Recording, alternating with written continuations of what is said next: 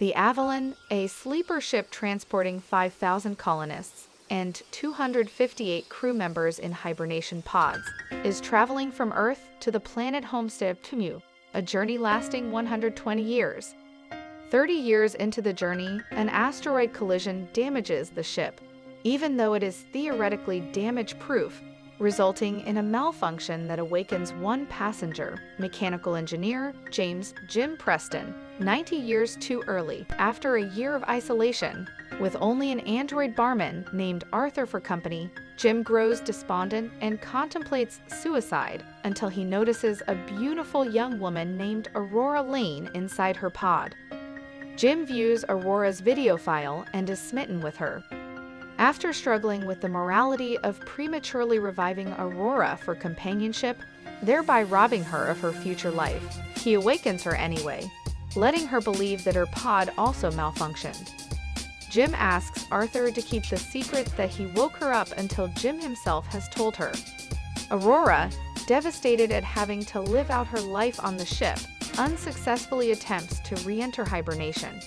Resigned to the situation, Aurora, a writer and journalist, begins writing a book about her experience. Over the next year, Jim and Aurora slowly grow closer, eventually falling in love with each other.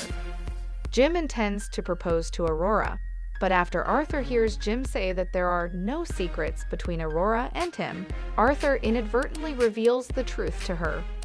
Aurora, anguished, alternately berates, shuns, and physically attacks Jim. She furiously rejects Jim's apologies, and she avoids any contact with him. Sometime after, multiple failures occur on the Starship one after the other, and another pod failure awakens Gus Mancuso, deck chief officer. He discovers these multiple failures throughout the ship's systems, despite the computer not revealing their origin. If not repaired, the ship will continue suffering critical system failures, and the mission may fail, which could cost the lives of all the hibernating passengers and crew. Gus attempts to repair the ship with Jim and Aurora's help, but he soon falls critically ill due to complications from the failure of his pod's life support.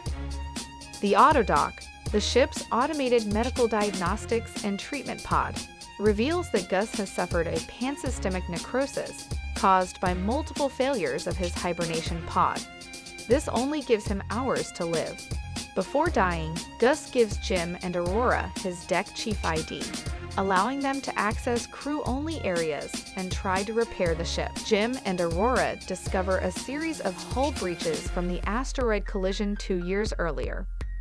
The computer module administering the fusion reactor powering the ship has been critically damaged, causing the ship's cascading malfunctions, as all of the other systems divert computing power towards trying to maintain the reactor. Jim and Aurora replace the damaged module, but when the computer attempts to vent the reactor to extinguish a runaway plasma reaction, the exterior vent hatch fails. Jim is forced to spacewalk and vent the plasma from outside using the manual hatch controls within the vent tube. A malfunction forces Jim to stay within the tube to manually keep the hatch open, while Aurora initiates the venting from inside the ship. She admits being terrified of losing Jim, whom she still loves, and being left alone. Jim uses a door as a shield, but is blasted out into space and his tether snaps. His damaged spacesuit loses oxygen, and he falls unconscious. Aurora manages to retrieve a clinically dead Jim from space and resuscitate him in the Autodoc while the Avalon, its reactor repaired, returns to normal operations. Afterwards, Jim learns that with Gus' clearance, the Autodoc can function as a makeshift hibernation pod for one person. He can put Aurora back in hibernation for the remainder of the voyage and offers her the chance to make it to Homestead and live her desired life, willing to become alone again to do so. Realizing that she would never see Jim again, as well as truly understanding Jim's feelings when he woke her up, Aurora chooses to remain awake with Jim, and he presents her with the ring he had made, which she accepts. 88 years later, the ship's crew is awakened on schedule, shortly before arrival at Homestead Hill. In the ship's Grand Concourse area, they discover a huge tree, many trailing vines, much vegetation, birds flying, and a cabin. Aurora's voiceover is reading her story, describing the wonderful life she and Jim had together on the Avalon.